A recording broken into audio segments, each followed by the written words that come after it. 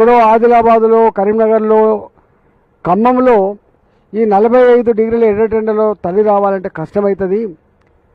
మల్కాయిరి parliament 40 లక్షల ఓట్లతో దేశంలోనే అతిపెద్ద పార్లమెంటరీ కాన్స్టిట్యున్సీగా ఉంది కాబట్టి, ఇక్కడ నాయకులకి కార్యకర్తలకు కొదవ లేదు కాబట్టి, ప్రజల ఆశీర్వాదానికి కూడా కొరత లేదు కాబట్టి 1,00,000 మంది తరలి వచ్చి, మల్కాయిరి పార్లమెంట్ పరిధి నుంచి 1,00,000 మంది తరలి వచ్చి దీన్ని విజయవంతం చేస్తామని పిలిపించినాం.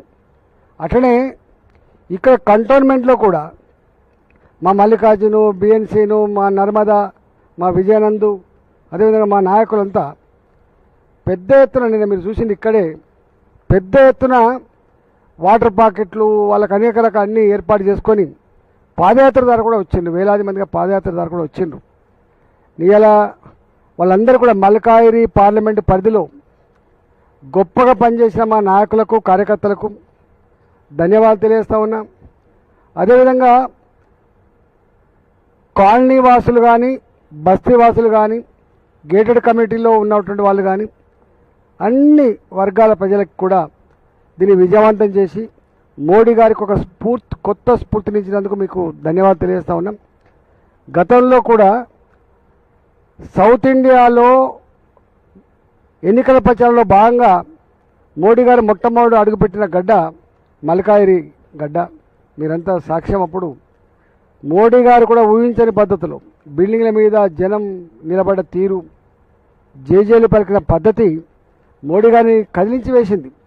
అనేక సభలలో వారు చెప్పుకున్నారు, క్యా తెలంగాణ హై, క్యా ప్రజా హై అని చెప్పి ఎట్లా చెప్పుకున్నారో దాన్ని తలపించే పద్ధతిలో, దాన్ని తలదన్నే పద్ధతిలో కూడా నిన్నటి సభ ఇంత ఎర్రటెండో సక్సెస్ కావడం అనేది ఇలా చాలా గొప్పగా భావిస్తూ ఉన్నాం.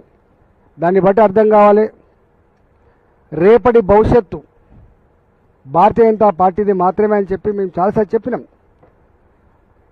చాలామంది మీకు ఉన్న ఎమ్మెల్యేలు 8 సీట్లే కదా, మాకున్న పార్లమెంట్స్ 8 కదా అని మీరు చాలామంది అంటున్నారు. కానీ ఈ రాష్ట్ర చరిత్రలో గతంలో ఏపీగా ఉన్నప్పుడు కానీ ఇప్పుడు కానీ సొంతంగా అసెంబ్లీ ఎన్నికల్లో నిలబడ్డటువంటి భారతీయ జనతా పార్టీ 8 సీట్లు గెలిచింది. మేము ఏ పార్టీతో అలయన్స్తో 8 సీట్లు గెలవలేదు, సొంతంగా 8 సీట్లు గెలుచుకున్నాం. అనేక సీట్లలో మేము నెంబర్ 2 స్థానంలో ఉన్నాం. మీకు తెలుసు, కరీంనగర్ కావచ్చు, అది హుజరాబాద్ కావచ్చు, అది కోరుట్ల కావచ్చు, అనేక దిక్కుల మేము సెకండ్ స్థానంలో ఉన్నాం. మేము ఎలిమినగర్ కావచ్చు, అంటే దాదాపు ఒక 20-25 స్థానాలలో మేము సెకండ్ పొజిషన్లో ఉన్నాం. ఇవాళ వెంటనే వచ్చిన 5 నెలల కాలంలో, 6 నెలల కాలంలో వచ్చిన పార్లమెంట్ ఎన్నికల్లో 35% ఓట్లు సాధించి హాఫ్ ఆఫ్ తెలంగాణ 17 పార్లమెంట్ సీట్లుంటే 8 పార్లమెంట్ సీట్లు గెలుచుకున్నటువంటి చరిత్ర తెలంగాణకున్నది. అందులో ముఖ్యంగా ఎన్నడూ కూడా గెలుచుకొని ఇవాళ మేము గతంలో సికింద్రాబాద్ గెలుచుకున్నాం, గతంలో కరీంనగర్ గెలుచుకున్న చరిత్ర ఉంది, గతంలో బీజేపీ గెలుచుకున్న చరిత్ర ఉంది, కానీ ఆదిలాబాద్ కూడా గెలుచుకున్న చరిత్ర ఉంది.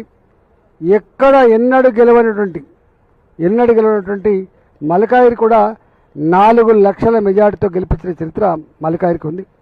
నేను 2 సంవత్సరాలు తిరుగుతున్నా, నేను ఒక్కనాడు కూడా వదిలిపెట్టకుండా ఏదైనా బయట అవుట్ ఆఫ్ స్టేషన్ పోతే తప్ప, పార్లమెంట్ సమావేశాలు పోతే తప్ప హైదరాబాద్లో ఉన్నామంటే పార్లమెంట్ ఉన్నట్టు లెక్కగా.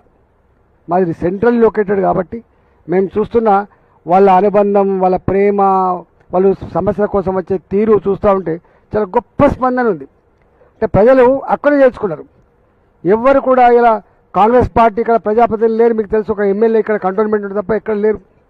బీఆర్ఎస్ పార్టీ వాళ్ళు ఇది మాది అధికార పార్టీ కాదు కాబట్టి మాకు పనిచేయరని చెప్పి వాళ్ళు వదిలిపెట్టిండ్రు. ఇవాళ అంతో ఇంతో ప్రజల మధ్యలో ఉండి ప్రజల సమస్యలు పట్టించుకొని పరిష్కరిస్తున్నటువంటి పార్టీగా భారతీయ జనతా పార్టీ ఉంది. ఇవాళ మేమున్నాం కాబట్టి ఈ ఒరవడిని, ఈ పరంపరని రాబోయే కాలంలో కూడా కొనసాగించే ప్రయత్నం చేస్తాం. మేము డివిజన్ల వారీగా మీటింగ్ పెట్టుకున్నా, నియోజకవర్గాల వారీగా మీటింగ్ పెట్టుకున్నా, మొన్న పార్లమెంట్ వారీగా మీటింగ్ పెట్టుకొని చేసుకున్నాం. మళ్ళీ ఒక 2-3 రోజుల పరిధిలోనే తప్పకుండా మా పార్లమెంటు పరిధిలో ఉన్నటువంటి పార్లమెంటు స్థాయి నుంచి మొదలుపెట్టి బూత్ స్థాయి వరకు ఉన్నటువంటి క్రియాశీల నాయకుల, కార్యకర్తల యొక్క ఒక మంచి మీటింగ్ కూడా పెట్టుకొని మరోసారి ధన్యవాదాలు చెప్పేటువంటి ప్రోగ్రాం చేస్తాం. నేను ఒకటే ప్రజలకు మల్కాజిగిరి ప్రజలతో పాటుగా తెలంగాణ ప్రజానికానికి వినమ్రంగా నేను విజ్ఞప్తి చేస్తున్నాం. మోడీ గారు 2014 అధికారం చేపట్టిన తర్వాత ఒకటొకటిగా ఇలా కొట్టుకుంటూ దాదాపు 21-22 రాష్ట్రాలలో భారతీయ జనతా పార్టీ అధికారంకి వచ్చింది. సంకీర్ణ రాజకీయాలు అందులో 5 ఏళ్లకే ముఖం పొత్తే ఈ రోజులలో మూడోసారి దేశ ప్రధానమంత్రిగా ఆయన ఎంత ప్రజల హృదయాలలో చోటు సంపాదించుకోవడం మనం చూస్తూ ఉన్నాం. కాబట్టి ఇలా ఒకసారి అధికారంకి వస్తే ప్రజల ప్రేమను శాశ్వతంగా పొందే పార్టీగా భారతీయ జనతా పార్టీ చరిత్రకెక్కింది. అది గుజరాత్ ఇలా 30 ఏళ్ళు అవుతుంది వరుసగా రావడం. ఇవాళ మధ్యప్రదేశ్ 20 ఏళ్ళుగా వరుసగా మేము అధికారంలో ఉన్నాం.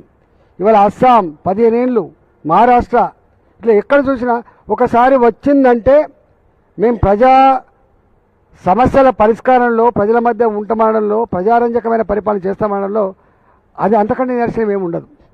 కాబట్టి రేపు తెలంగాణ కూడా అప్పుల ఊబిలో ఉన్న తెలంగాణ, ఇవాళ ఏ సమస్య పరిష్కారం కాక అన్నమో రామచంద్ర అని చెప్పి దుఃఖిస్తున్న తెలంగాణ రైతుల, తెలంగాణ యువకుల, తెలంగాణ మహిళల, తెలంగాణ విద్యార్థుల యొక్క ఈ అన్ని రకాల సమస్యల పరిష్కారం ఒకటే ఒక మార్గం.